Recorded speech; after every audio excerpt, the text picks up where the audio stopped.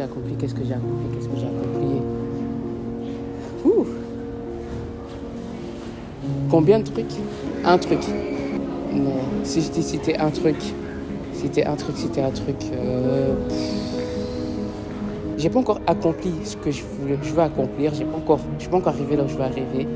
Mais s'il y a quelque chose que j'ai accompli et que je peux voir comme une sorte d'accomplissement, c'est le fait de ne pas avoir baissé les bras, le fait de jamais abandonner, même pendant des périodes difficiles, etc. Genre, il y a toujours eu ce point de faiblesse et tout, là où en gros j'en avais marre. Genre, je me disais non, j'en peux plus, mais j'ai jamais abandonné. J'ai toujours été là, donc je pense que ça, je peux voir ça comme un accomplissement. Je me décrirais comme quelqu'un qui est très, on va dire, ça ne se voit pas tout le temps, mais quelqu'un qui est vulnérable. Ouais, si vous pouviez voir son visage. Ça veut dire que derrière, en gros, la façade de la personne qui est toujours là, en train de rigoler, qui est toujours là, en train d'amuser tout le monde, et qui est toujours là, en gros, penser aux autres, je suis quand même vulnérable par rapport aux choses qui m'atteignent. Ça veut dire que je peux ressentir la douleur, je peux compatir avec les gens. Et même si des fois, je peux faire semblant que les choses ne me touchent pas, eh ben ça me touche quand même. Mais je ne le montrerai pas forcément.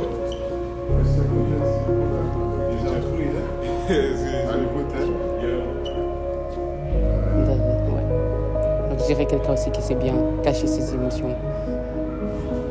En fait, je peux être triste, mais personne ne va savoir que je suis triste. Tu vois. Quand je suis heureuse, les gens vont savoir que je suis heureuse parce que je rigole tout le temps.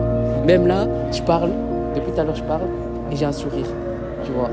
Mais même quand je vais mal, personne ne va savoir que je vais mal. Tu vois. S'il y a une chose que je changerais, c'est le fait de m'inquiéter par rapport à des choses desquelles je ne devrais pas m'inquiéter, tu vois.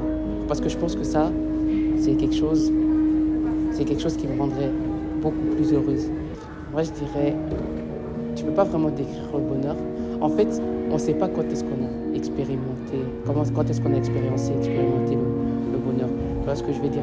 C'est-à-dire que pour moi, je dirais que le bonheur, c'était ma vie avant. Mais je ne savais pas que j'étais heureuse, bien que j'étais dans le bonheur à ce moment-là. C'est quand tu es dans le mal que tu te rends compte à quel point tu étais dans le bonheur, à quel point tu étais heureuse avant.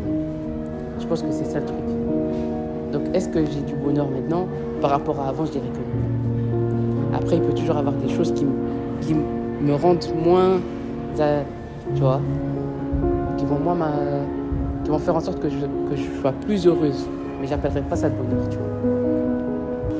De 5 à 7 ans, je me vois comment? Je me vois comme quelqu'un qui pourra s'occuper d'elle-même. Que ce soit financièrement, que ce soit mentalement. Genre que je pourrais me dire que j'ai complètement accompli ce que j'ai fait. Tu vois, j'ai un sentiment d'accomplissement. Ça veut dire que à ce moment-là, tu vois, tout ce qui est émotion, tout ça, j'aurais géré tout ça, j'aurais pu travailler tout ça. En fait, là, on revient en fait dans la question du bonheur. Si je savais que ma mère allait décéder, je pense que j'aurais plus profité.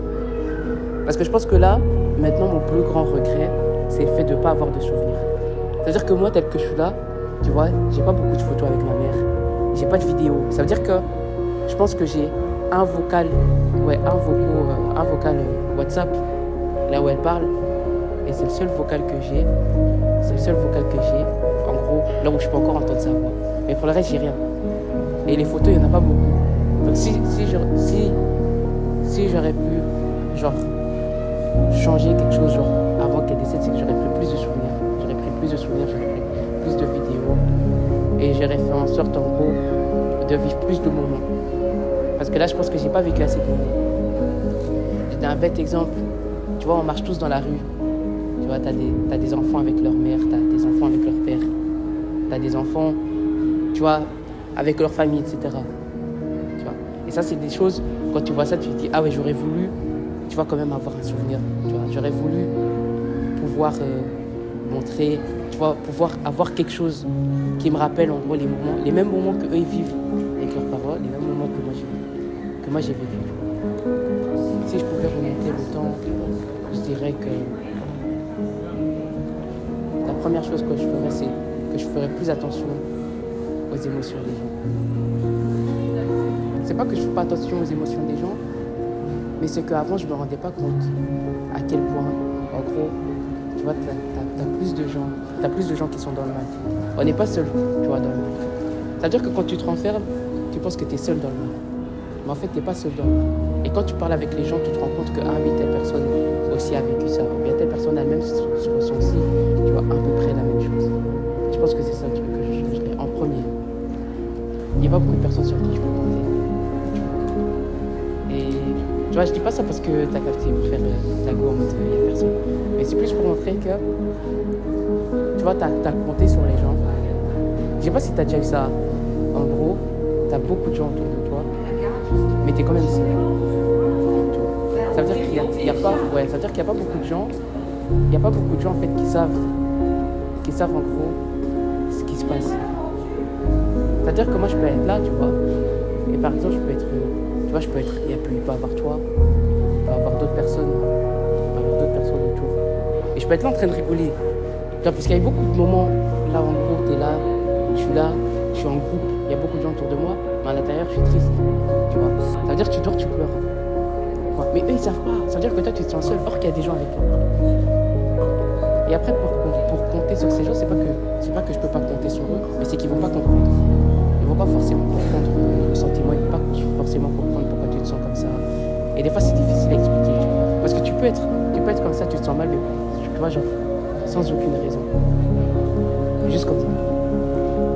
Je pense que sur ce point-là, tu vois, tu peux pas vraiment compter. C'est toi-même. C'est toi qui gères ça. Et si c'est pas toi qui gères ça, ben alors il y a un problème. Il y a un problème. Oui, j'ai fini.